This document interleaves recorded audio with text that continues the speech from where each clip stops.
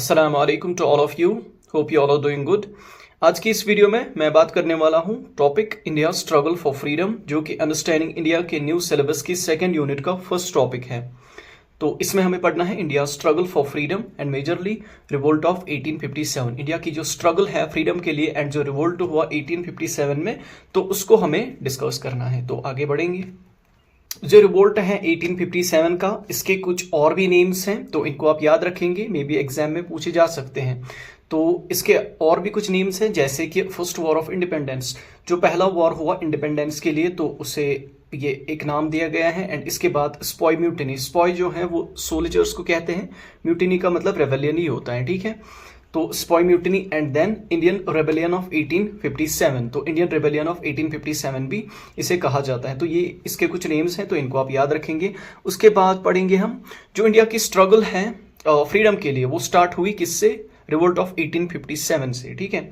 मतलब जो रिवोल्ट हुआ, जो बगावत हुई 1857 में, इंडिया की जो स्ट्रगल है, जो जद्दोजहद है आज़ादी के लिए, तो वो स्टार्ट हुई यही से, रिवोल्ट ऑफ 1857 से। दो उससे पहले भी कुछ रेबेलियंस हुए थे, जैसे ट्राइबल्स ने किया था संथाल रेबेलियन, तो वो चीज़ें हुई थी। बट यहाँ पे इतनी बड़ी एक मास जो रेवोल्यूशन है, जो रिवोल्ट है, तो वो नहीं हुआ था। लेकिन ये जो रिवोल्ट है 1857 का, तो ये अभी तक का सबसे बड़ा यहाँ पे रिवोल्ट था जो कि देखने को मिला इंडिया में, ब्रिटिश इंडिया में, ठीक है। ये जो इवेंट है, ये एक मेजर अपराइजिंग, अपराइजिंग का मतलब ही रिवोल्ट ही होता है।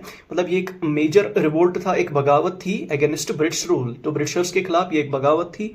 ये जो रिवोल्ट है, ऑल्दो ये सप्रेस हुआ, इसको दबा दिया गया, इसको खत्म कर दिया गया। लेकिन इसकी वजह से क्या हुआ कि जो यूनाइटेड इंडियन स्ट्रगल है ब्रिटिश रूल के खिलाफ, तो वो यहाँ पे स्टार्ट हो गई। इंडियंस को लगा कि अगर हमें ब्रिटिशर्स को यहाँ से भगाना है, तो हमें एक साथ मिलके काम करना पड़ेगा एंड एक साथ लड़ाई करनी पड़ेगी ब्रिटिशर्स के खिलाफ, तो तभी हम इनको यहाँ से भगा सकते हैं, इंडिया से भगा सकते हैं। एंड इसके बाद जो ये रिवोल्ट है, जब ये खत्म हुआ, तो इसके बाद हमें काफी सारी जो इंपॉर्टेंट चेंज हैं ब्रिटिश पॉलिसीज में, तो वो हमें देखने को मिली। जैसे कि जो ईस्ट इंडिया कंपनी है, जो कि एक ट्रेडिंग कंपनी है, वो यहाँ पे ट्रेड करने के लिए आए थे, उसको यहाँ पे खत्म कर दिया गया। एंड जो कंपनी है, वो यहाँ पे डायरेक्ट रूल करेगी थ्रू वाइस रॉयज। तो उससे पहले वो गवर्नर जनरल ऑफ इंडिया के थ्रू यहाँ पे इंडिया में रूल करते थे। आई मीन वो एक प्राइवेट कंपनी थी, ईस्ट इंडिया कंपनी। बट यहाँ पे क्या हुआ, जो ईस्ट इंडिया कंपनी है, उसका रूल यहाँ पे खत्म कर दिया गया। एंड जो ब्रिटिश है, ब्रिटिश क्राउन जो है, वो यहाँ पे अब रूल करता थ्रू वाइस रॉयज, ठीक है। तो 1857 में ये चीजें खत्म कर दी गई। इसके बाद ये जो रिवोल्ट ऑफ 1857 है, इसके अगर हम ओरिजिन की बात करें कि कैसे ये स्टार्ट हुआ, तो बेसिकली क्या हुआ कि जो रेबेलियन है, जो ये बगावत है, ये स्टार्ट हुई जब इंडियन सोल्जर्स, जिनको कि स्पॉयज कहते थे, तो उन्होंने क्या किया, जो कि ब्रिटिशर्स के लिए काम करती थी, ब्रिटिश ईस्ट इंडिया कंपनी के लिए काम करती थी, उन्होंने बगावत कर दी। अब उन्होंने बगावत क्यों कर दी? देखो यहाँ पे मतलब चिंगारी जो है वो कैसे पैदा हुई, मतलब ये बगावत जो है वो स्टार्ट कैसे हुई। बेसिकली उस टाइम पे क्या हुआ कि जो न्यू राइफल्स हैं, जो एनफील्ड राइफल्स हैं, तो उनको इंट्रोड्यूस किया गया इंडिया में। एंड यहाँ पे एक रूमर फैल गया, एक अफवाह फैल गई कि जो ये राइफल्स हैं, इनमें जो कार्ट्रिज यूज होता है, जो गन पाउडर बारूद यूज होता है, तो उसमें काउ एंड पिग जो है उसका फैट होता है, ठीक है। जो सुअर है एंड जो गाय है, उसका फैट यहाँ पे यूज होता है, जिसकी वजह से जो दोनों मुस्लिम्स हैं एंड जो हिंदूज हैं, तो उनको यहाँ पे ऑफेंड कर दिया गया। वो इस चीज से बहुत ज्यादा नाराज हो गए, क्योंकि उनके रिलीजन में ये जो चीजें हैं बहुत सेंटिमेंटल हैं। तो ये मुझे एक्सप्लेन करने की जरूरत नहीं है क्यों है, बट हाँ, यहाँ पे जो मुस्लिम्स हैं, जो हिंदूज हैं, तो वो दोनों यहाँ पे बहुत ज्यादा नाराज हो गए ब्रिटिशर्स के साथ एंड उन्होंने यहाँ पे रिवोल्ट शुरू कर दिया, ठीक है। तो उसके बाद जो मेजर कॉजेज हैं, तो उनको हम पढ़ेंगे। जो रिवोल्ट ऑफ 1857 हुआ इंडिया में, तो उसके बहुत सारे रीजंस थे। सबसे पहले जो रीजन है, that is political causes. Political causes क्या थे? जो ब्रिटिश है, उन्होंने बहुत सारी जो इंडियन टेरिटरीज है उस टाइम पे, तो उनको छीन लिया थ्रू पॉलिसीज। तो कुछ पॉलिसीज के थ्रू उन्होंने जो इंडिया की टेरिटरी है, जिनको उस टाइम पे जो नोबल्स है या जो किंग्स हैं वो रूल करते थे, अलग अलग राजास नवाब्स रूल करते थे, तो उन्होंने बहुत सारी पॉलिसीज वहां पे इंट्रोड्यूस की इंडिया में। जैसे कि 1848 में उन्होंने डॉक्ट्रिन ऑफ लैप्स इंट्रोड्यूस किया, जो कि लॉर्ड डलहौसी ने इंट्रोड्यूस की थी। बेसिकली ये जो डॉक्ट्रिन ऑफ लैप्स है, ये क्या था कि कोई भी अगर इंडियन रूलर है, उसका खुद का कोई सन नहीं है, तो वो किसी और को अडेप्ट नहीं कर सकता। आई मीन वो किसी और को मतलब नहीं बोल सकता कि ये मेरा बेटा रहेगा, जो कि बायोलॉजिकल उसका बेटा नहीं होगा। तो उस टाइम पे क्या किया जाएगा, मतलब वो किसी और को नहीं ला सकता, अपना बेटा नहीं बना सकता, वो जो टेरिटरी है उसकी तो वो ब्रिटिशर्स के हाथों में चली जाएगी। ठीक है, और भी कुछ चीजें थी जैसे सब्सिडरी अलायंस कि जो इंडियन रूलर्स हैं तो वो अपनी खुद की आर्मी नहीं रख सकते, उनको आर्मी प्रोवाइड करेंगे ब्रिटिशर्स, बट उनको उस आर्मी के लिए पे करना पड़ेगा। मतलब ऐसी कुछ पॉलिसीज उन्होंने लाई इंडिया में, जिसकी वजह से जो लोकल रूलर्स एंड नोबल्स थे तो वो यहाँ पे बहुत ज्यादा नाराज हो गए एंड उन्होंने रिवोल्ट करना शुरू कर दिया। उसके बाद कुछ इकोनॉमिक काजेस हुए। देखो चीजें क्या होती है कि मतलब चीजें बहुत टाइम से चलते आ रही हैं, बट यहाँ पे जो मतलब चिंगारी है वो फिर उन्हीं कार्ट्रिज की वजह से यहाँ पे पैदा हो गई। बट काजेस बहुत सारे थे, आई मीन बहुत सारी चीजें जो है वो एक्यूमुलेट हो रही थी, बहुत सारी चीजें बैकग्राउंड में चल रही थी, जिसकी वजह से वो जो सारी बड़ास है वो फिर एक साथ बाहर निकल के आई। तो इसके बाद हम देखते हैं इकोनॉमिक कॉजेस। इकोनॉमिक कॉजेस क्या थे, बहुत सारे जो हैवी टैक्सेस हैं वो लोगों के ऊपर, यहाँ पे उनको बोला गया कि आप बहुत सारे टैक्सेस दो, या जो लैंड रेवेन्यू पॉलिसीज हैं, आई मीन जो लैंड से निकलने वाला जो रेवेन्यू है उनको बोला गया कि आप ये बहुत ज्यादा पे करो। जो फार्मर्स थे उनको फेमाइन्स का सामना भी करना पड़ता था, इवन उसके बाद भी उनको कहा जाता था कि नहीं आपको पे करना पड़ेगा। तो ये चीजें थी। एंड जो लोकल इंडस्ट्रीज है तो उनको यहाँ पे डिस्ट्रॉय कर दिया गया ब्रिटिश पॉलिसीज के थ्रू, जिसकी वजह से जो पुअर्टी है तो वो बहुत ज्यादा बढ़ गई, एंड जो नाराजगी है, रिजेंटमेंट मतलब नाराजगी, तो वो यहाँ पे बढ़ गई, जिसकी वजह से लोगों ने रिवोल्ट करना शुरू कर दिया। उसके बाद एक और काज है that is social and cultural causes. तो सोशल एंड कल्चरल काजेस कौन से थे, जो ब्रिटिश हैं उन्होंने अपना जो कल्चर है, अपने जो रिलीजियस वैल्यूज हैं, आई मीन जो अपनी क्रिश्चियनिटी और रिलीजन है, तो उसको यहाँ पे इंपोज करना स्टार्ट कर दिया इंडियंस पे। ठीक है, बट इंडियंस जो है उनको लगा कि ये हमारे रिलीजन को, ये हमारे कस्टम्स को, जो हमारे रस्म रिवाज है, जो हमारा बिलीफ सिस्टम है, उसको डिसरेस्पेक्ट कर रहे हैं। तो जिसकी वजह से जो इंडियंस हैं मतलब वो इस चीज से बहुत ज्यादा नाराज हुए एंड इन्होंने रिवोल्ट करना शुरू कर दिया। तो ये एक और रीजन था। उसके बाद मिलिट्री कॉज क्या था, जो मैंने पहले भी बताया, इंडियन सोल्जर्स जो थे, जो कि स्पॉइज थे ब्रिटिश आर्मी में, तो उनको यहाँ पे डिस्क्रिमिनेशन फेस करनी पड़ती थी। आई मीन कि जो इंडियंस थे उनको लो पे दिया जाता था एंड उनके साथ बहुत बुरा बर्ताव किया जाता था। उसके बाद जो इंट्रोडक्शन हुआ न्यू राइफल्स का, एनफील्ड राइफल्स का, तो उसमें अफवाह फैल गई कि जो कार्ट्रिजेस हैं उसमें काउ एंड पिग का फैट यूज होता है, जिसकी वजह से जो मुस्लिम्स हैं, जो हिंदूज हैं, तो वो उन्होंने मतलब वो नाराज हुए एंड उनके जो रिलीजियस सेंटिमेंट्स हैं उनको हर्ट हुआ, जिसकी वजह से उन्होंने रिवोल्ट करना शुरू कर दिया। उसके बाद रिलीजियस काज जो है वो भी यही है कि जो कार्ट्रिजेस हैं उनमें यही काउ एंड जो पिग है उसका फैट यूज होता है, जिसकी वजह से ये ऑफेंड हो गए।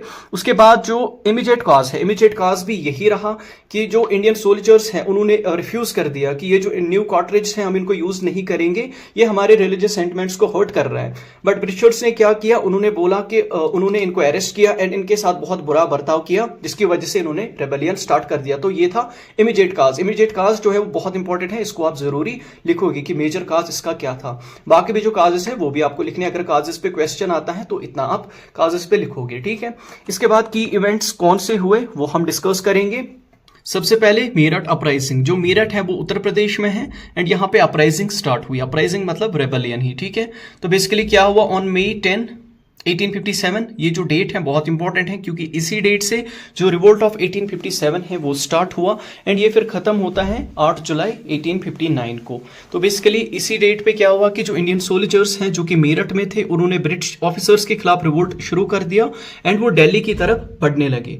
उत्तर प्रदेश से वो दिल्ली की तरफ बढ़ने लगे। ठीक है, फिर उन्होंने क्या किया, कैप्चर ऑफ दिल्ली, दिल्ली को कैप्चर किया। ये जो रेबल्स थे उन्होंने दिल्ली को कैप्चर किया एंड जो बहादुर शाह जफर थे, जो कि उस टाइम पे मुगल एम्पायर थे, या जो लास्ट मुगल एम्पायर हैं तो वो यही बहादुर शाह जफर है। ठीक है, इसको अपना लीडर बना दिया।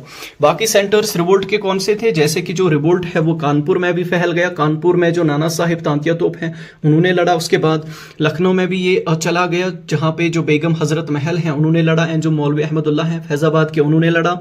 तो मतलब काफी सारे ऐसे सेंटर्स बन गए, जैसे झांसी, ग्वालियर, झांसी में रानी लक्ष्मीबाई ने लड़ा एंड बाकी सारे जो रीजन्स हैं तो वहां पे ये जो रिवोल्ट है वो फैल गया। की लीडर्स इसमें कौन से थे, जैसे कि रानी लक्ष्मीबाई ऑफ झांसी, तांतिया तोप एंड नाना साहिब, तो ये इसके मेजर लीडर्स थे। ठीक है, तो ये की इवेंट्स हुई, मतलब कौन सी चीजें इसमें इंपॉर्टेंट हुई। उसके बाद जो फेलियर्स हैं तो उनको हम डिस्कस करेंगे कि ये जो फर्स्ट वॉर ऑफ इंडिपेंडेंस है तो ये क्यों फेल हुआ।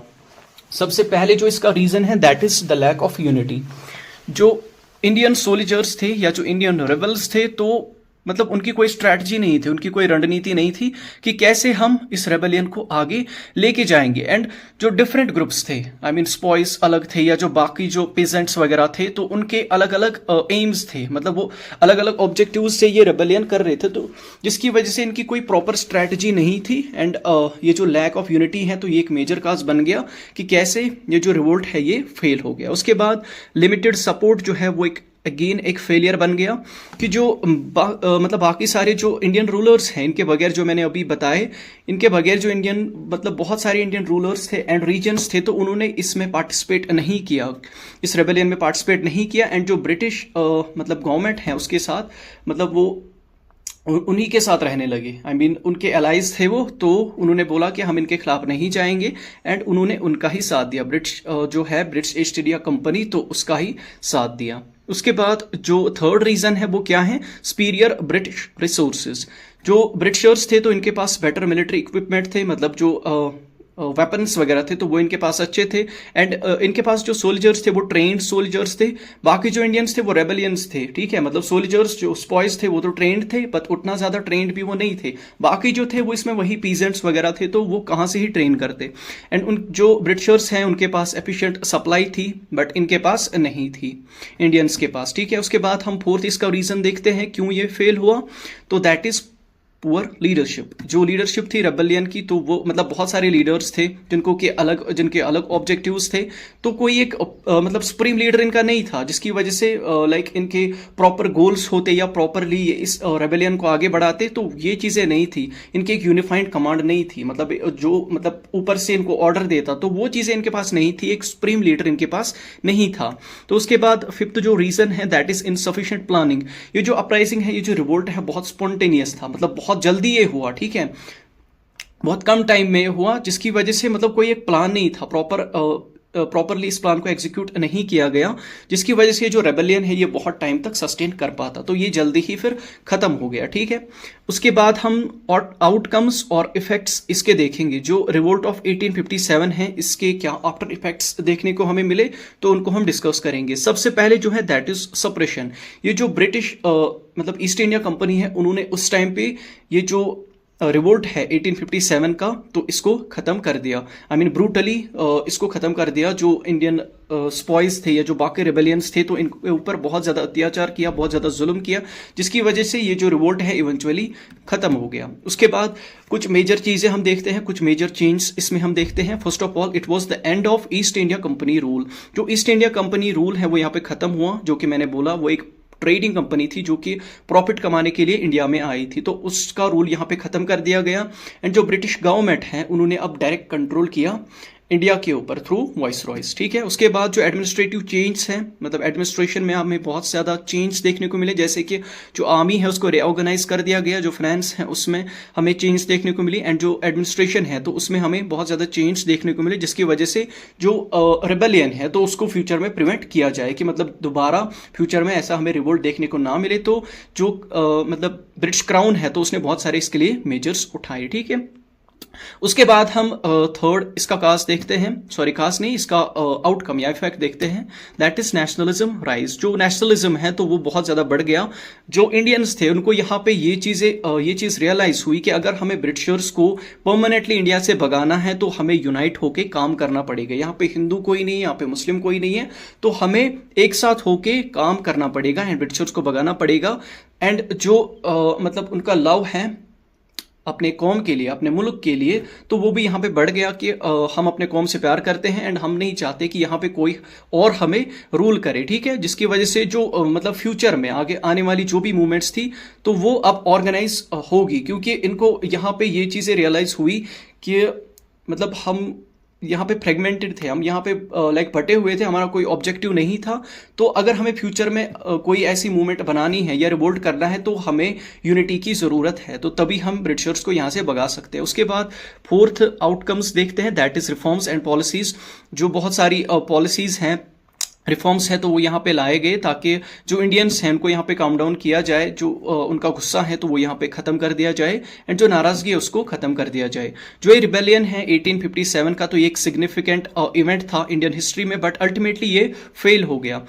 ब्रिटिश रूल को ख़त्म करने में, बट जो फ्यूचर स्ट्रगल्स लड़ी इंडिया ने फिर इंडिपेंडेंस के लिए, तो उनके लिए इसने एक स्टेज प्रोवाइड कर दिया। मतलब इनको ये पता चल गया, चलो अगर मतलब यहाँ पे ये जो रेबेलियन है ये सप्रेस ही हो गया, इसको दबा ही दिया गया, बट इनको ये चीज़ पता चल गई कि हमने गलती कहाँ पे करी, हमने मतलब जिसकी वजह से ये फेल हुआ, तो हमें क्या चीज़ें ठीक करने की ज़रूरत है जिसकी वजह से फ्यूचर में हम अगर ऐसा कोई रेबेलियन करें तो हम उस टाइम पे मतलब जो ब्रिटिशर्स हैं उनको भगाए, एंड जो मतलब रिवोल्ट है तो उसको सक्सेसफुली अंजाम दे। उसके बाद हम देखते हैं सिग्निफिकेंस। ये जो रिवोल्ट ऑफ 1857 है इसकी क्या सिग्निफिकेंस है। दो ये अनसक्सेसफुल रहा, मतलब ये जो रिवोल्ट है ये सक्सेसफुल नहीं था, मतलब इनको कामयाबी नहीं मिली, बट ये जो रिवोल्ट है मतलब इसकी वजह से क्या हुआ कि जो स्टार्टिंग पॉइंट है, ठीक है, जो बिगिनिंग है एक United Indian struggle against British rule, तो वो यहाँ पे स्टार्ट हो गई। जो इंडियंस हैं मतलब वो यहाँ पे एकजुट हो गए, एंड एकजुट होके उन्होंने ब्रिटिशर्स के खिलाफ फिर लड़ा, एंड इनको ये चीज़ रियलाइज भी हुई कि अगर हमें भगाना भी है तो एक साथ काम करके ही इनको भगा सकते हैं। एंड इसके बाद बहुत सारी जो सिग्निफिकेंट चेंज हैं ब्रिटिश पॉलिसीज में तो वो हमें देखने को मिली, जैसे कि सबसे इंपॉर्टेंट जो है दैट इज जो ईस्ट इंडिया कंपनी का रूल है तो वो खत्म कर दिया गया, एंड जो ब्रिटिश क्राउन है वो अब डायरेक्टली वाइसरॉयज के थ्रू इंडिया के ऊपर रूल करेगा। तो इसके साथ ही जो ये टॉपिक है India struggle for freedom revolt of 1857, तो ये यहाँ पे खत्म होता है। अगर क्वेश्चन आता है कि जो 1857 का रिवोल्ट है वो क्या है, तो सबसे पहले जो मतलब ये आप देख सकते हो यहाँ पे ये जो है, तो इसमें आपको ये चीज़ें लिखनी है, एंड उसके बाद अगर ऑरिजिन वगैरह की बात करें तो ये चीज़ें, एंड देन कॉजेज जो है तो कॉजेज में आपको इतना लिखना है, एंड इसके साथ साथ जो इमीडिएट कॉज है वो आपको ज़रूरी लिखना है कि इमीडिएट कॉज इसका क्या था, एंड ऐसे ही आपको हेडिंग डालनी है, तो हेडिंग लिख के आपको फिर जो अपना आंसर है वो लिखना है। ओके, उसके बाद अगर की इवेंट्स, तो ये तो इस पे क्वेश्चन नहीं आएगा कि की इवेंट्स क्या हुए, मे बी अगर आता भी है तो तब भी आप इस चीज़ को लिख सकते हो। उसके बाद फेलियर्स की बात करें तो फेलियर्स जो है वो भी आपको ऐसे ही लिखने हैं जैसे मैंने लिखे हैं हेडिंग डाल के। ओके, उसके बाद जो आउटकम्स थे तो वो भी आपको ऐसे ही लिखने हैं जैसे मैंने लिखे हैं, तो इंशाल्लाह आपके बेटर मार्क्स मिलेंगे एग्जाम में। ठीक है, तो इसके साथ ही जो वीडियो है वो यहाँ पे खत्म होती है। वीडियो अच्छी लगी हो तो प्लीज़ वीडियो को लाइक कीजिए, कमेंट कीजिए, शेयर कीजिए अपने दोस्तों के साथ, एंड चैनल को जरूर सब्सक्राइब कीजिए, and don't forget to press the notification bell. Have a nice day, thank you.